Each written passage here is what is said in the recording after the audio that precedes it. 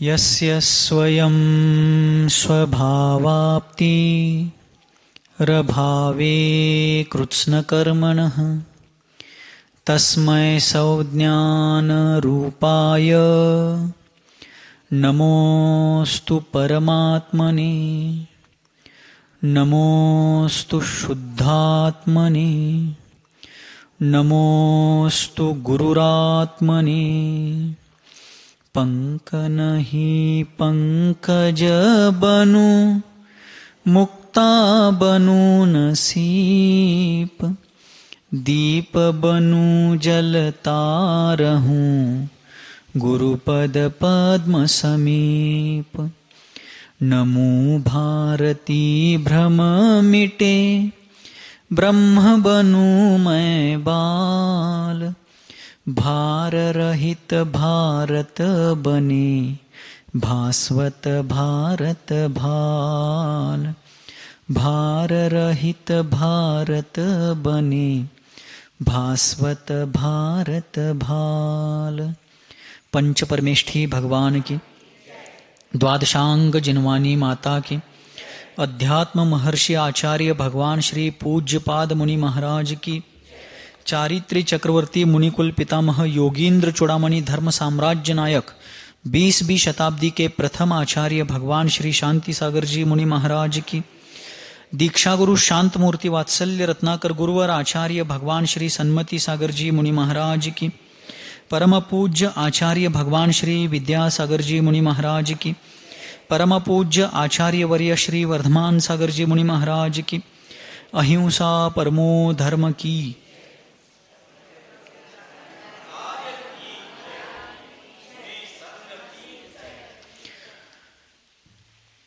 अजायब घर होता है जिसको अपन लोग परिचित भाषा में, प्रचलित भाषा में प्रदर्शन गृह कहते हैं, जहां पर ऐतिहासिक वस्तु, संग्रहित वस्तुओं को लोगों को देखने के लिए रखा जाता है, जिसको म्यूजियम भी कहा जाता है, वस्तु संग्रहालय। ठीक है, वहां पर जो कोई भी व्यक्ति जाता है उसको एंट्री के समय, प्रवेश के समय सूचना दी जाती है कि यहां वस्तुओं को सिर्फ देखना है, छूना या लेना नहीं, सिर्फ क्या करना है, देखना है, उसको जानना है, देखना है, आगे बढ़ना है।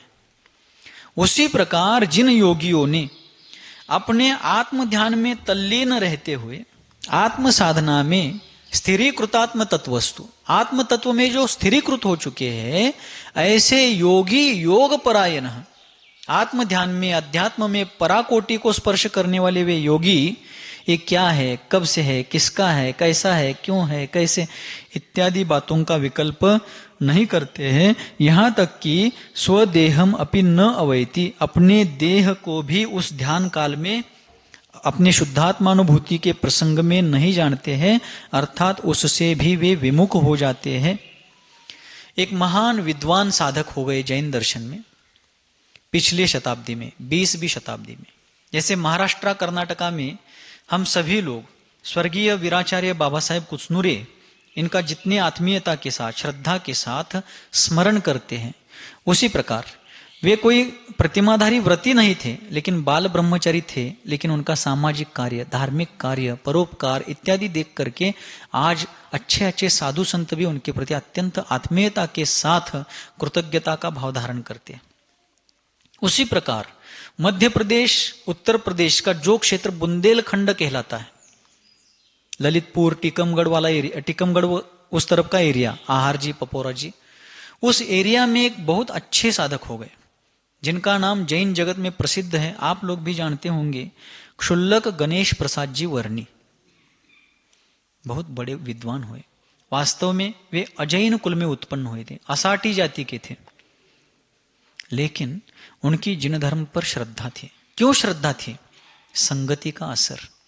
उनका घर उनके गांव में जैन गली में था, और उनके घर के पास की गली में जो जैन मंदिर था, उस मंदिर में रोज स्वाध्याय होता था, और उनके पिताजी रोज उस स्वाध्याय को सुनने के लिए जाते थे। अभी अपन मरण कंडिका ग्रंथ में वो शास्त्र श्रवण कितना महत्वपूर्ण है उस पर विचार कर रहे थे। तो गणेश प्रसाद वर्णी जी के पिताजी शास्त्र सुनने के लिए जाते थे, और शास्त्र जैन सिद्धांत को, जैन आगम को सुन करके उनके मन में एकमेव श्रद्धा थी कि धर्म के रूप में किसे शरण जाना है तो जिन धर्म को शरण जाना है। और गणेश प्रसाद वर्णी जी बचपन में थे तब से उनके पिताजी कहते थे कि तुम रोज जिन मंदिर जाया करो, नमोकार मंत्र पढ़ा करो, जैन शास्त्र सुना करो, वगैरह वगैरह ऐसे संस्कार, ऐसी प्रेरणा देते थे। और पिता के प्रेरणा और संस्कारों के कारण गणेश प्रसाद वर्णी जी ने भी बाल्यकाल में शास्त्र श्रवण पाठशाला आदि के माध्यम से थोड़ा थोड़ा जैन शास्त्र जानना चाहा, प्रयास किया, और उनकी भी अत्यंत दृढ़ श्रद्धा हो गई। आगे जाकर के उनका विवाह वगैरह हो गया माता के आग्रह के कारण वगैरह, लेकिन उनको उसमें कोई रुचि नहीं थी।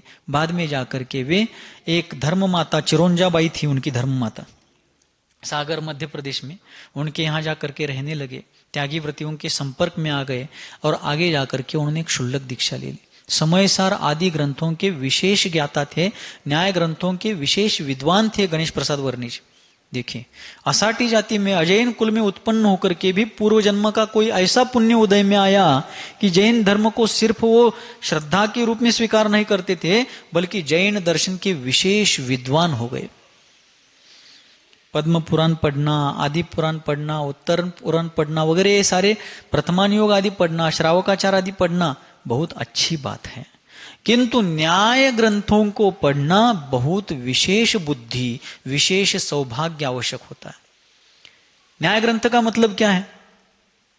परीक्षा मुख, न्याय दीपिका, प्रमेय कमल मार्तंड, प्रमेय रत्नमाला इत्यादि जो न्याय के ग्रंथ हैं, जिसमें सर्वज्ञ की सिद्धि की गई है, प्रमाण और नयों की सिद्धि की गई है, जीवादि द्रव्यों की सिद्धि, लोक आलोक की सिद्धि की गई है, बहुत सुंदर विषय है। इसका मतलब क्या कि जो सर्वज्ञ भगवान ने कहा है वो वास्तविक है, इस बात को न्याय ग्रंथों में सिद्ध किया गया। वस्तु स्वरूप अनेकांतात्मक है, एकांत रूप नहीं है, एकांत में भी अनेकांत है, अनेकांत में भी एकांत है, ऐसे बहुत सारे न्याय के विषय उसमें आते हैं। आप लोग भी उसको पढ़ने का प्रयास कीजिए, मैं भी करूंगा, थोड़ा थोड़ा गुरु कृपा से पढ़ा है, आगे भी पढ़ना है, क्योंकि हमारे गुरुदेव हमेशा कहते थे कि व्यक्ति को जीवन भर विद्यार्थी बनकर के रहना चाहिए। और फिर गणेश प्रसाद वर्णी जी न्याय ग्रंथों के विशेष विद्वान, सोनगढ़ की मान्यता वाले लोग भी उनसे समयसार सीखने के लिए आते थे। सोनगढ़ मान्यता के विद्वान गणेश प्रसाद वर्णी जी के पास समयसार आदि अध्यात्म के गूढ़ ग्रंथ, न्याय ग्रंथ को सीखने समझने के लिए आते थे। इतने बड़े विद्वान अजैन कुल में उत्पन्न होकर के भी जिन धर्म के ऐसे उपासक, आराधक और प्रभावक बन गए। देखिए पुण्य पाप का खेल, जन्म से जैन नहीं थे लेकिन कर्म से जैन थे। इतनी उनकी जीवन की महान चरित्र रेखा है। तो उन्होंने ऐसे अनेक भव्य जीवों को शरण दी, अर्थात मार्गदर्शन किया, सन्मार्ग को लगाया, धर्म मार्ग को। आपको एक प्रेरणा देना चाहता हूं, वर्णी जी का जीवन चरित्र पढ़िए। उन्होंने स्वयं लिखा है, अपनी प्रसिद्धि के लिए नहीं लिखा है, और लोगों की बहुत प्रेरणा मिली, प्रेशर हुआ तब उन्होंने लिखा। उस पुस्तक का नाम है मेरी जीवन गाथा। गणेश प्रसाद वर्णी जी का चरित्र है। कितने ही प्रसंग ऐसे हैं जिनमें वो प्रसंग पढ़ते समय आंखों से आंसू बहने लगते हैं। कैसे कठिन प्रसंगों से उनका जीवन गया। चने और नमक खा करके उन्होंने दिन बिताए हैं। धर्म श्रवण के लिए, तीर्थ यात्रा के लिए जाते समय पैसे कम पड़ गए, पैसे रहे नहीं पास में, चने और नमक और कुएं का पानी पी करके उन्होंने दिन निकाले हैं, लेकिन धर्म की श्रद्धा को कभी कॉम्प्रोमाइज नहीं किया। लाचारी का जीवन नहीं जिया, अपने स्वाभिमान को कभी भी समझौते के तराजू में नहीं रखा। ऐसा जीवन उन्होंने जिया। इसमें काशी बनारस में स्यादवाद महाविद्यालय की स्थापना कैसे की, बहुत मार्मिक, बहुत सुंदर प्रसंग है। आप लोग भी जरूर एक बार पढ़िए। मैंने पढ़ा है और भी पढ़ेंगे, लेकिन आप लोग भी पढ़िए, बहुत अच्छा चरित्र है। तो ऐसे गणेश प्रसाद जी वर्णी थे। देखिए एक बार उनके पीठ में एक फोड़ा हो गया। क्या हो गया? पाठीत गाठ झाली हो त्यांच्या, काहीतरी कर्माचा उदय असतोय, काहीतरी आजार पण येत असतं, और उनके पीठ में एक फोड़ा हो गया। प्राथमिक उपचारों से और भी उपचारों से उसका कोई इलाज नहीं हो पाया, वो ठीक नहीं हो पाया। अंत तो गत्वा डॉक्टर्स ने बताया कि इसका तो ऑपरेशन ही करना पड़ेगा, चीर फाड़ शल्य चिकित्सा करनी होगी। शस्त्रक्रिया करनी होगी, तब ना इलाज से वे तैयार हो गए।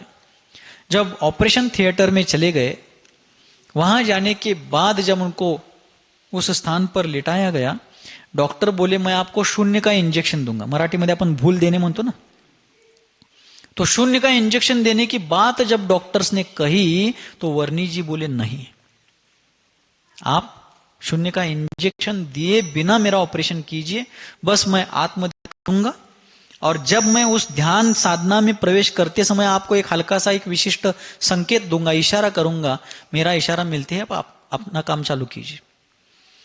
वर्णी जी को समयसार परमागम, कुंद कुंद आचार्य देव द्वारा विरचित समयसार परमागम गाथाएं, कलश और टीका सहित कंठस्थ था। और सिर्फ कंठस्थ नहीं था, उन्होंने उसको अपने जीवन में उतारने का अपने सामर्थ्य के अनुसार प्रयास किया था। ऐसे वे एक महान साधक थे। और जब वे उस ऑपरेशन थिएटर में उस स्ट्रेचर पर वो जो भी स्थान था उस पर लेट गए और डॉक्टर को कहा कि मैं इशारा करूंगा, तब आप मेरा इशारा समझ करके ऑपरेशन चालू कीजिए। और कुछ देर प्रारंभ में उन्होंने कुछ गाथाओं का, कलशों का, कलश यानी वो काव्य है संस्कृत के, समयसार के विषय का ही विश्लेषण करने वाले काव्य है, बस उसको आचार्य अमृतचंद्र जी महाराज ने अध्यात्म अमृत कलश ऐसा नाम दिया है। समयसार कलश ऐसा भी उसको कहा जाता है। अमृत किस में रखते हैं? पिशवीत, कशात ठेवतो? कलशात ठेवतात। द्रव कशात ठेवतो आपण? कलश मध्ये वगैरे ठेवतो।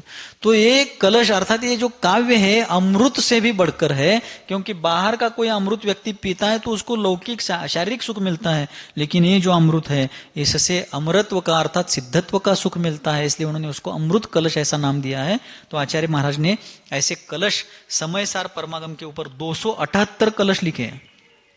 कितने? 278 कलश उन्होंने लिखे हैं। और ऐसे उन कलशों का, उन टीकाओं का, समय व्याख्या नाम की उनकी, आत्मख्याति नाम की टीका है समयसार के ऊपर, बहुत क्लिष्ट भाषा में, संस्कृत भाषा के प्रौढ़ विद्वान थे अमृतचंद्र आचार्य। उनकी टीका के जो वाक्य है उसकी संधि करना भी बहुत से प्रारंभिक संस्कृत के विद्यार्थियों को जमता नहीं, ऐसी प्रौढ़ संस्कृत है उनकी। ऐसी समयसार की आत्मख्याति टीका, वे सारे कलश और समयसार की 419 गाथाएं संपूर्ण कंठस्थ थे वर्णी जी के। और जब ऑपरेशन के लिए वे उस ध्यान मुद्रा में गए और उसी दरमियान उन्होंने जो जैसा पहले तय हुआ था हल्का सा संकेत डॉक्टर्स को दिया, डॉक्टर ने ऑपरेशन किया। डॉक्टर डर रहे थे कहीं कुछ हो ना जाए, जैन धर्म के श्रद्धा के जैन समाज के श्रद्धा पात्र है, इनके ऊपर बहुत श्रद्धा है लोगों की, इनको कुछ हो गए तो क्या करेंगे, डॉक्टर डर रहे थे। वर्णी जी ने कहा कुछ नहीं होगा, आप मेरा संकेत पा करके शुरू कीजिए, मेरी जिम्मेदारी आगे की। ऑपरेशन शुरू हो गया। ऑपरेशन कुछ देर तक चला, ऑपरेशन समाप्त भी हो गया, लेकिन वर्णी जी जिस ध्यान मुद्रा में थे उनको बाद में बताना पड़ गया कि स्वामी जी आपका उपचार हो गया है, उठिए। स्वदेहम अपि न वैति। ऐसे कुछ साधक होते हैं जो ऐसे उपसर्ग, परिशह आदि या ऐसे प्रसंगों में भी अपनी आत्मनिमग्नता के बल पर इन सारे बाह्य प्रसंगों को लीलया सहन करते हैं, उनसे बाहर निकल जाते हैं। ऐसे बहुत से साधक शास्त्रों में अपन पढ़ सकते हैं। प्रथमान योग में तो पृष्ठ पृष्ठ पर एक एक पंक्तियों में ऐसे महान योगींद्रों की, यतींद्रों की चर्चा की गई है, जिनका जीवन चरित्र अनेक संघर्ष गाथाओं से, अनेक चढ़ाव उतारों से, अनेक उपसर्ग परिचयों से भरा हुआ है, लेकिन उसमें से भी वे पार हो गए। मध्य प्रदेश में एक सिद्ध क्षेत्र है लघु सम्मेद शिखर जी, उसका मूल नाम क्या? द्रोणागिरी। द्रोणगिरी भी उसको कहते हैं, तो अपन द्रोणागिरी कहते हैं।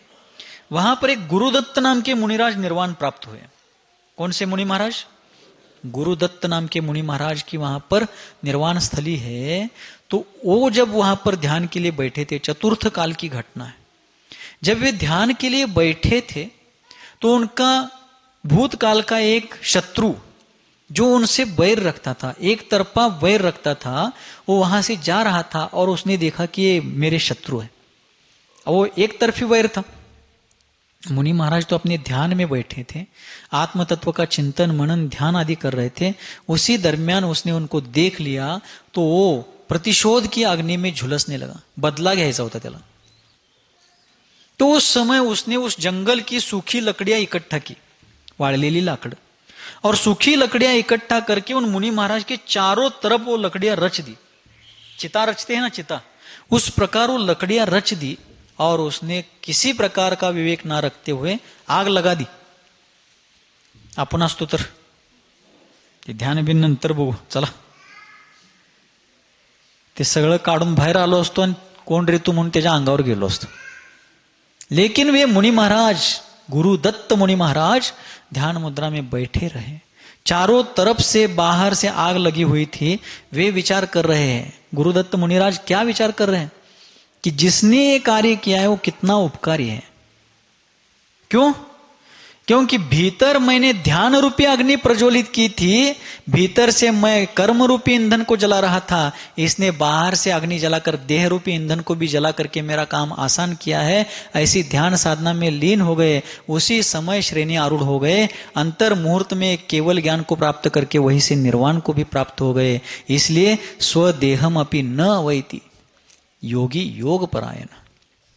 ऐसे बहुत से मुनिजन, ऐसे बहुत से योगीजन इस धरती को पवित्र करते हुए निर्वाण को प्राप्त हुए हैं. तो आचार्य महाराज पूज्यपाद स्वामी को शिष्य पूछता है की हे आचार्य देव, योगीजन, मुनिजन, योगी म्हणजे तुम्ही आणि उत्तर प्रदेशला जाचिला, ये मुनिजन इस प्रकार आत्मध्यान में लीन होते हैं तो उनको इतना वहां पर रुचि का भाव निर्माण क्यों होता है. तो इस प्रकार का प्रश्न उपस्थित होने पर वे महामहिम आचार्य पूज्यपाद देव शिष्य की जिज्ञासा को तृप्त करने के लिए अगला श्लोक यहाँ पर बताते हैं. प्रवचन इसमें इष्टोपदेश परमागम के 43वें श्लोक में शिष्य के प्रश्न का उत्तर देते हैं. श्लोक क्रमांक 43. यो यत्र निवसन्नास्ते स तत्र कुरुते रतिम् यो यत्र रमते तस्मा दन्यत्र स न गच्छति. यो यत्र निवसन्नास्ते स तत्र कुरुते रतिम् यो यत्र रमते तस्मा दन्यत्र स न गच्छति. शिष्य ने पूछा था कि उन मुनीषों को, उन योगियों को आत्म स्वभाव में लीनता का ऐसा भाव क्यों होता है, इस प्रकार का उनका पुरुषार्थ अंतर्मुखी क्यों होता है. तो आचार्य महाराज कहते हैं यह यत्र निवसन आसते, जो जहां पर रहता है. क्या कहा? जो जहां पर रहता है, जो जिथं राहतो, स तत्र रतिम कुरुते, तो तिथं वो वहां पर अर्थात उसी स्थान पर प्रीति अर्थात रमता है. जो जिथं राहतो तो तिथं रमतो. सगळ्याच बाबतीत असं घडत नाही, पण साधारणतः सामान्य नियम बता रहे आचार्य महाराज कि जो जहां रहता है वो वहां पर रमता है. और सह अर्थात वह जीव, यह यत्र रमते, जो जहां रम जाता है वह तस्मात् अन्यत्र न गच्छति, उस स्थान से अन्यत्र नहीं जाता है, नहीं जाना चाहता है. आप लोग श्रवण बेलगोला गए? 2-4 दिन पहले भी शायद ये बात हुई थी. श्रवण बेलगोला की याद किए बिना दिन जाता ही नहीं. क्या दर्शन है, क्या पवित्रता है. उस पहाड़ पर चढ़कर भगवान के सामने जाने की बात छोड़िए, उसके रेंज में जाने के बाद भी एक अलग विश्व में जाने का एहसास होता है. एक अलग ही दुनिया है, एक अलग ही विश्व है, क्योंकि हजारों साधकों ने वहां पर साधना की है. आचार्य भद्रबाहु जी महाराज 12,000 मुनियों को लेकर अकेले आचार्य गए थे, और भी ऐसे बड़े बड़े मुनि संघों को लेकर गए हुए महान आचार्य हुए. वीरसेन आचार्य वहीं पर दीक्षा ली थी उन्होंने. वीरसेन आचार्य यानी धौला जय धौला टीका लिखने वाले, षटखंडागम ग्रंथ के ऊपर टीका लिखने वाले वीरसेन आचार्य की दीक्षा वही हुई है. एकमेव वीरसेन आचार्य ऐसे आचार्य हुए आचार्य परंपरा में कि जिन्होंने कर्णान योग को भी न्याय ग्रंथों की कसौटी पर कस के देखा. ऐसे आचार्य की दीक्षा वहां पर हुई. चंद्रगुप्त मौर्य जिन्होंने वहां पर मुनि दीक्षा लेकर के साधना की है, अपने गुरु की समाधि काल में सेवा की है, अपनी समाधि साधी है, ऐसे अनेकों महान मुनियों का साधना स्थल है. नेमी चंद्र आचार्य देव ने वहीं पर चामुंडराय बसदी में गोम्मट सार आदि ग्रंथों की रचना की है. उस क्षेत्र पर जाने पर एक अलग ही भाव होता है. सम्मेद शिखर जी भी हम गए, तुलना नहीं कर रहे, सम्मेद शिखर जी कम है, बेलगोला ज्यादा वाला पवित्र स्थान, ऐसी कोई तुलना नहीं है। लेकिन श्रवण बेलगोला में रहने के बाद पिछला चातुर्मास करके जब वहां से निकल रहे थे, मानो शरीर से प्राण ही जा रहे थे, ऐसे भाव हो रहे थे। ये काल्पनिकता नहीं है, वास्तविकता है। अर्थात वह स्थान ऐसा है, एक क्षेत्र संबंधी राग भाव नहीं है। वहां पर जो जिन मंदिर है, जिन प्रतिमाएं हैं, वहां का जो आह्लाददायी वातावरण है। भंडार बसदी की 24 का दर्शन किया आप लोगों ने? क्या भगवान है! जिननाथपुरम के शांतिनाथ भगवान, नगर के मंदिर है, नगर के बाहर के मंदिर है। ऊपर भगवान तो कैसे हैं?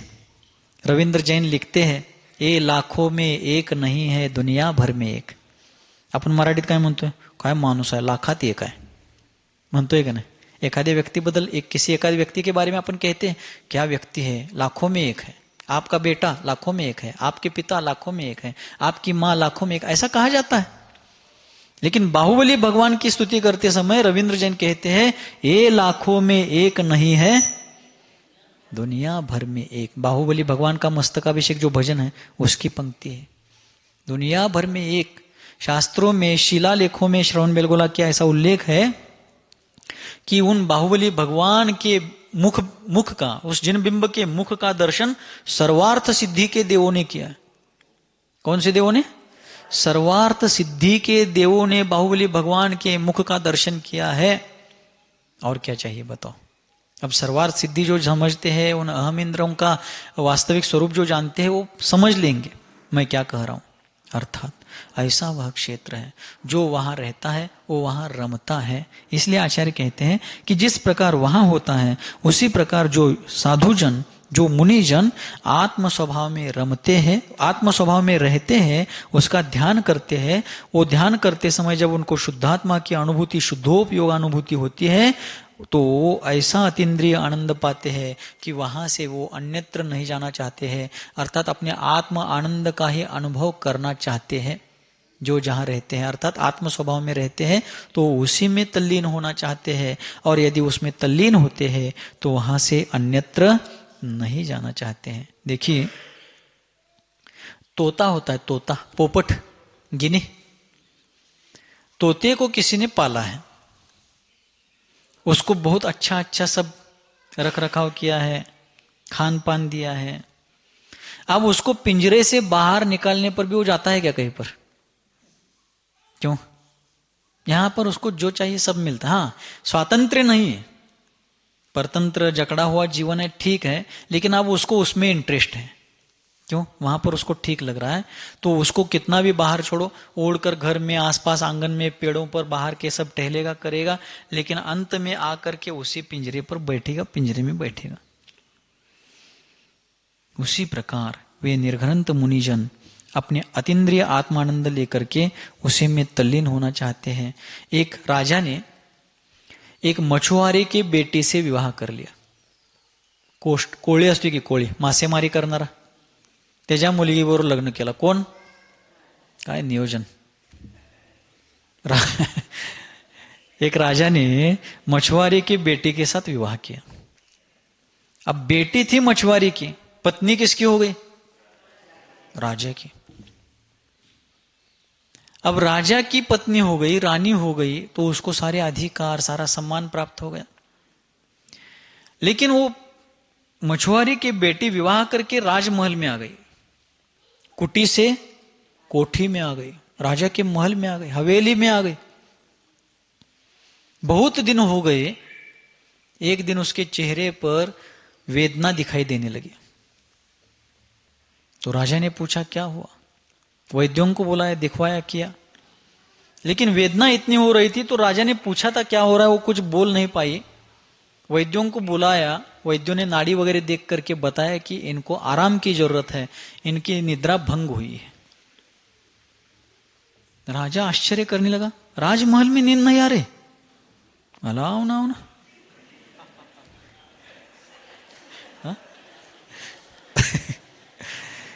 क्या गजब हो गया, बोला राजा. यान होय क्या हरे अनखत राजा भी इर्ली नम नम ಒಳಗಿತ್ತು. तो जब राजा को बताया गया कि इनको आराम की जरूरत है, इनकी नींद भंग हुई है, राजा को बहुत आश्चर्य हुआ कि राजमहल में नींद नहीं आई है, ऐसा कैसा। तब राजा ने पूछा अत्यंत आत्मीयता पूर्वक उस नई नवेली रानी को, नवविवाहित वधू को पूछा, क्या हुआ, आपको क्यों नींद नहीं आ रही? क्या आपको मायके की याद आ रही? माहेरची साडी? काय झालं तुम्हाला? आई वडिलांची आठवणी आली काय? कुछ तकलीफ है क्या? ऐसा पूछा राजा ने। बोली नहीं, सब प्रकार की उत्तम उत्तम वस्तुएं, खान पान, वस्त्र, आभूषण वगैरह, सौंदर्य प्रसाधन, चंदन का उपटन वगैरह, सारी एक नंबर से वस्तुएं वहां पर थी। फिर भी वो रानी कहने लगी कि महाराज, राजन, ये सब तो आपने रख दिया, लेकिन मेरी समस्या दूसरी है। क्या? बचपन से, जन्म से लेकर के मैं मछुआरों के घर में छोटी से बड़ी हो गई, हमारा पालन पोषण हो गया, और रोज हमारे मायके का क्या काम था? चरितार्थ का, मछलियां पकड़ करके लाना और उनको बेचना। तो मछलियों की जो टोकरियां थी, ये भुट्टे वो व्यवसाय होने के बाद वो टोकरियां हमारे घर में पड़ी रहती थी, उनका गंध हमारे नाक में जम गया था। यहां पर वो गंध नहीं होने से मुझे नींद नहीं आ रही। यान माडोद हे।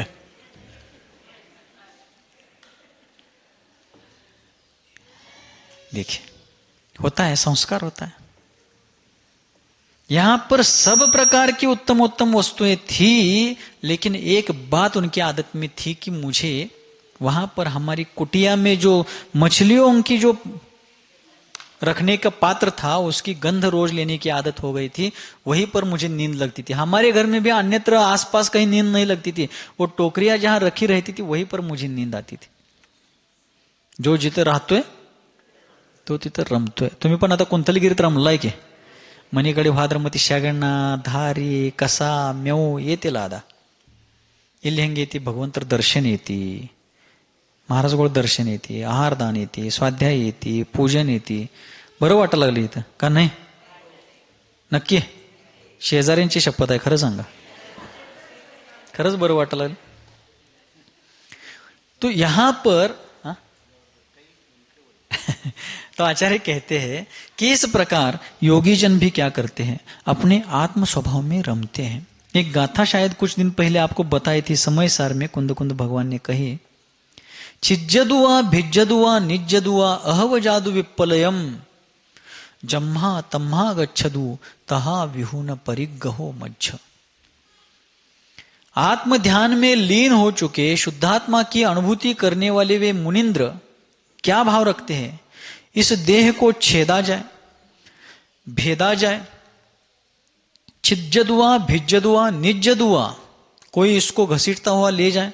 अहव जादु विप्पलयम, अथवा ये शरीर प्रलय को प्राप्त क्यों ना हो. जम्हा तम्हा गच्छदुआ, जिस तीस अवस्था को भी प्राप्त क्यों ना हो, कस काय का होईना त्याचं. तहा विहून परिग्रहो मज्ज, तो भी परमाणु मात्र परद्रव्यात्मक परिग्रह मेरा नहीं है. इस प्रकार की तत्वनिष्ठा रख करके तत्वानंद लेने वाले वे मुनिजन अपनी आत्म साधना में तल्लीन रहते हैं. आज महाराज ने मौन ले लिया, आचार्य वर्धमान सागर जी महाराज.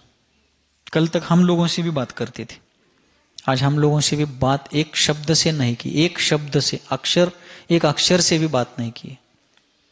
कल बता दिया था मेरा कल से मौन रहेगा, तो हम लोगों ने कहा मौन लीजिए, किंतु जो अभी चल रहा है उपक्रम, उतनी मात्र प्रासंगिक बात करने की क्यों ना हो छूट रखी. ठीक है बोले, लेकिन निरतिचार मौन, कोई संकेत नहीं, कोई इशारा नहीं, अपने काम में है. क्यों? अब जिस साध्य को निर्धारित किया है, अर्जुन का उदाहरण दिया था. क्या पूछा था अर्जुन को? बाकी सबने कहा था डोंगर दिसते, काय झाडी, हा सगळी सांगायला लागली हे दिसते ते दिसते. अर्जुन, मुझे सिर्फ पंछी की आंख, अर्थात मेरा जो लक्ष्य आपने दिया वही दिख रहा है. ऐसा ही उपक्रम पुरुषार्थ यहां पर चल रहा है. निरतिचार रूप से निरंतर चल रहा है, सतत चल रहा है, मंद कषाय से चल रहा है, वास्तविक कषाय संलेखना चल रही है। तो ऐसी साधना हम लोगों को देखने मिल रही है। ऐसी साधना देखने के लिए मरण कंडिका आदि ग्रंथों में आचार्यों ने कहा, जिन जिनको अपने जीवन का समापन संन्यास सहित समाधि पूर्वक करना हो तो वे इस प्रैक्टिकल को देखें। लेकिन एक शर्त है। क्या शर्त है? एक कंडीशन है कि वह साधना हमारी अनुमोदना पूर्वक हो, हम उस साधना में सहायक बने। म्हणजेच काय, दर्शन करत असताना या परिसरामध्ये आपण गोंधळ घालायचा, म्हणून तुम्हाला काल परवा 2-4 दिवस झालं सांगायला लावले, काय इथनं जाताना हात जोडून जाणे, दर्शन करणे, का अपन सहायक बनायचं। ओके, तो ऐसी साधना देखने के लिए उन्होंने जब प्रेरणा दी तो उसमें कहा कि इस काल में, पंचम काल में, केवल ज्ञान को धारण करने वाले कोई अरहत परमेष्टि यहाँ मध्यलोक में हमें भरत क्षेत्र में हमें दिखाई नहीं देंगे, किंतु संलेखना की साधना करने वाला साधक इस काल में अरहंतों से कम नहीं है। ऐसे उस संलेखनाधारी की महिमा है। अतः हमें दर्शन अत्यंत श्रद्धा से करना है। दान के प्रसंग में उमा स्वामी आचार्य देव ने एक सूत्र बताया, विधि द्रव्य दातृ पात्र विशेषात तद विशेष। दान का फल किसमें ज्यादा है? विधि, जो 9 विधि है वह व्यवस्थित होनी चाहिए। द्रव्य अर्थात जो आपका देय द्रव्य है, आप जो भी दान देने वाले आहार दान में, वो देय द्रव्य। विधि द्रव्य दातृ, देने वाला दाता, अर्थात मन शुद्धि, वचन शुद्धि, काया शुद्धि, आहार पाणी शुद्ध आहे, नवरा भक्तीने आहार देतो, घ्या महाराज, असं झालं एका ठिकाणी। खरं सांगायला लागलो, शिरगुप्पीत पण झालंय आणि कासार शिरंबे आहे की नाही, इकडं वाटेगावच्या तिकडं, तिथं बी झालंय असं। 9 भक्तीने आहार देतो, ठीक है। तो विधिवत वास्तविक शुद्धिपूर्वक वह आहार देना दाता की 7 विशेषताएं बताई हैं, उसके सहित होकर के दाता दान देता है। और पात्र, अंतिम बात कौन सी है? पात्र, विधि द्रव्य दातृ पात्र, 4 बातें हो गई। पात्र यानी लेने वाला साधक, ये चारों भी अपने अपने दर्जे के उत्तम हो तो उस दान का पुण्य सर्वश्रेष्ठ मिलता है। ये दान की दृष्टि से हो गया, साधना की दृष्टि से भी ऐसा ही है। अब इस साधना में पहुंचा हुआ साधक जब इतनी उत्कटता से साधना कर रहा है तो दर्शक भी वैसे होने चाहिए, साधक और दर्शक, ठीक है। तर इथं सर्वांनी काय करायचं? शांततेनं दर्शन करायचं आणि पुढे जायचं।